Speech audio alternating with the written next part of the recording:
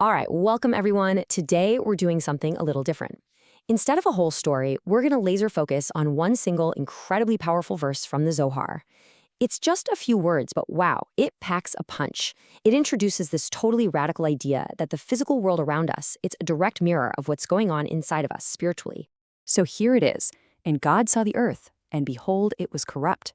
Now the Zohar takes this and says, hold on, this isn't just about people doing bad things. This is a diagnosis of reality itself. It's saying the planet, the actual physical earth, had become corrupt. I mean, how is that even possible? How can dirt and rock become corrupt? Well, that's the giant mystery we're diving into today. Okay, so here's our game plan for this journey. We're going to start by really painting a picture of this corrupted world. Then we'll get into the secret of the earth as an interface. From there, we'll check out the cosmic operating system that runs everything, figure out how it crashes, look at it through two really cool modern lenses, and, most importantly, we'll talk about how to reboot your world. All right, let's jump right in. The Zohar is asking us to put on our spiritual vision goggles for a second. This isn't just a story about bad people. No. This is describing a world, a reality that's entering a state of total system failure. Picture the very fabric of creation starting to unravel, the lights beginning to dim. The Zohar paints this incredibly vivid, almost 4K scene. Imagine the earth itself letting out a deep, weary sigh, like a living creature in pain. The light, not just sunlight, but the spiritual light, starts to pull back from the sky. And that indwelling divine presence, the Shekinah, the very soul of the world, it starts to shimmer and recede, like a heat haze on a sad afternoon, pulling away from a world that's actively shoving it out. And this is absolutely crucial. That retreat creates a vacuum. And nature, especially spiritual nature, abhors a vacuum. As that holiness is pushed out, something else rushes in to fill the void. The Zohar calls it a ruach tamah, a spirit of impurity, a kind of heavy, dark energy. It just descends like a shroud, seeping into the very spiritual atmosphere of the planet, poisoning it from within. So that brings us from the what happened to the how in the world did it happen? I mean, really, how can a physical planet, a rock spinning in space, become spiritually corrupt? The Zohar's answer to this is, well, it's a complete game changer. It forces you to totally rethink your relationship with reality. So look at this. On the left, that's the conventional view, right? The Earth is just a stage. It's the passive backdrop where all our human drama plays out. But the Zoharic view, over on the right, turns that completely on its head. It says the Earth is an active, responsive mirror. It isn't just a stage for our actions. It is literally reflecting our collective soul back at us. So, in the language of Kabbalah, this physical world we're in is called Malchut. It's the 10th and final of the great divine emanations, the Sephirot. You can think of it as the end of the line, the point where all that high-level spiritual energy finally becomes concrete, becomes physical. A perfect way to picture it is like a movie screen. The screen itself is blank, right? It has no image of its own. It just shows you whatever the projector is beaming onto it. And to bring this into the 21st century, let's use a tech analogy that I think makes this crystal clear. Just imagine for a second that reality is a super advanced operating system, like Windows or Mac OS, but for the cosmos. And all of our thoughts, our words, our actions, that's the user input. We are all collectively writing the code for this OS in real time, every single second. So then the physical world we see, touch, and experience, that's the output. That's what shows up on the monitor. So what happens when the code we're feeding it is full of bugs, selfishness, cruelty, disconnection? Well, the output becomes corrupted. The whole system starts to glitch out, to lag, to crash. And get this, it's not a punishment. The system isn't angry at us. It's just mechanically reflecting the bad code it's been given. That verse from Genesis, and behold, it was corrupt, is basically the universe's version of a fatal system error message. Okay, so if we really want to get what's going on with this system crash, we can't just stare at the screen. We've got to look under the hood, We need to understand the architecture of this whole cosmic OS. How exactly does our input, our actions, get processed and then rendered as the physical world we see? So this breaks down a super deep process into 3 basic steps.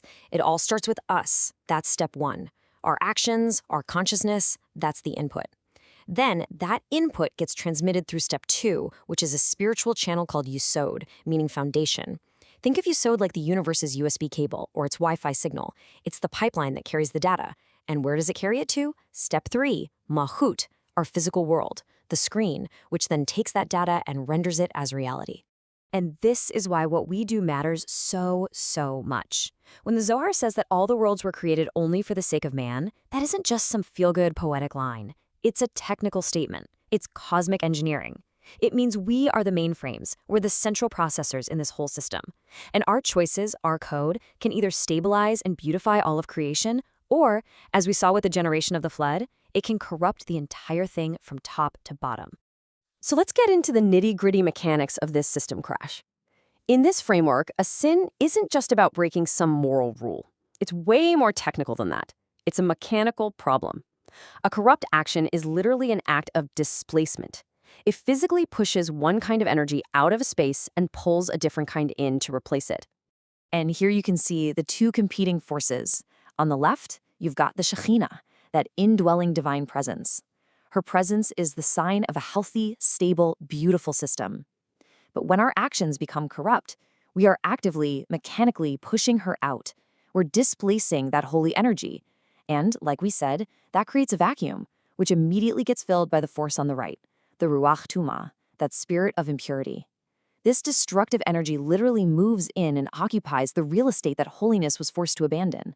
Kabbalah actually gives us a color-coded way to see this degradation. The system's default state, its healthy state, is white. This is the color of chesed, of mercy and loving kindness.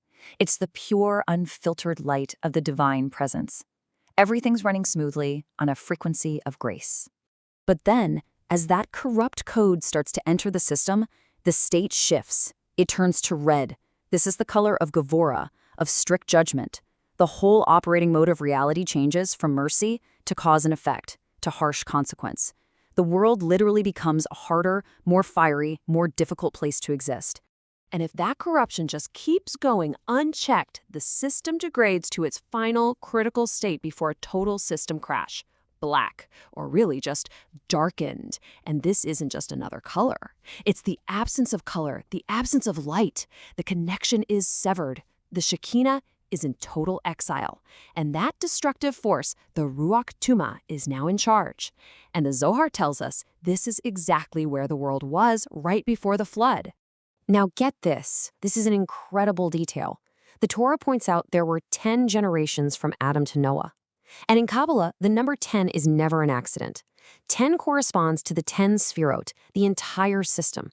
It's a hidden code telling us that this corruption wasn't just in one little part of the world. It was a complete, top-to-bottom, systemic failure. The whole spiritual architecture had been compromised. And that, of course, leads us to the number 40, the 40 days and nights of the flood. In Jewish mysticism, 40 is always the number of purification, of transition. It's a cosmic threshold. So the flood wasn't just a really long rainstorm. It was the precise amount of time required for the OS of reality to be scrubbed clean of all the corrupted data, all the malware. It was a forced hard reboot to get the whole thing back to its factory default settings. Okay, so we have gone through some seriously deep mystical stuff. So now let's try to translate all of it into two modern frameworks that can make it a little easier to digest. We'll do one that's kind of more intuitive and visual, and another for the more analytical, engineering type minds out there. First up, let's call this the video game reality. Imagine our world is the most immersive, open-world RPG ever created. And get this, your personal morality is a core game mechanic. When you and all the other players do good deeds, the game engine renders the world as bright, lush, beautiful. Helpful NPCs pop up everywhere. But when players start choosing destructive, selfish actions, the rendering engine shifts. The world gets dark, foggy, scary. Hostile mobs start spawning all over the place. Your actions are literally programming the environment in real time. And in this analogy, the flood, that was the ultimate server wipe after the game got so buggy and corrupted it was basically unplayable. Okay, now for the more analytical folks. Here's the cosmic engineering reality. In this view, the universe is a self-regulating system with a direct feedback loop between our consciousness and our environment. Actions that are aligned with the system's design, connection, balance, kindness, they enhance system stability. But actions that contradict the system's design, selfishness, cruelty, they introduce entropy and instability. So the bad things that happen aren't a punishment from some angry judge in the sky. It's simply a cascading system failure. The corruption of the earth wasn't a penalty for sin, it was the physics of sin. And all this cosmic, high-level stuff, brings us right back down to the most important point of all. Because after explaining the vast scale and the intricate mechanics, the Zohar brings it all right back to you, right here, right now. It's all about your personal responsibility and the unbelievable power that you hold. Because you have to remember, this system works both ways. Just as negative actions can corrupt and degrade the world, your positive actions do the exact opposite. Every single good deed, every moment of true prayer, every act of genuine connection, it's an act of spiritual repair. It's like you're running a cosmic antivirus program on the OS of reality. You are actively writing good code, patching the bugs, and drawing that divine presence, the Shekinah, back into the world. You're not just a user in this system, you are a system administrator. You have root access. So we want to leave you with this final thought. This secret from the Zohar, it isn't just some dusty, ancient piece of trivia. It's a living, breathing, daily challenge for every single one of us. If it's true, if the world is really a mirror reflecting our collective soul, then the most powerful question you can ever ask yourself is, what are you going to show the mirror today? Thank you so much for joining us for this complete journey through the Pardes. We really hope these ancient truths help you and your family improve your own dimensions this week. If you enjoyed this full chapter deep dive, please go ahead and like, subscribe, and share which part of this journey really touched your soul down in the comments. We love reading those. We'll see you in the next chapter.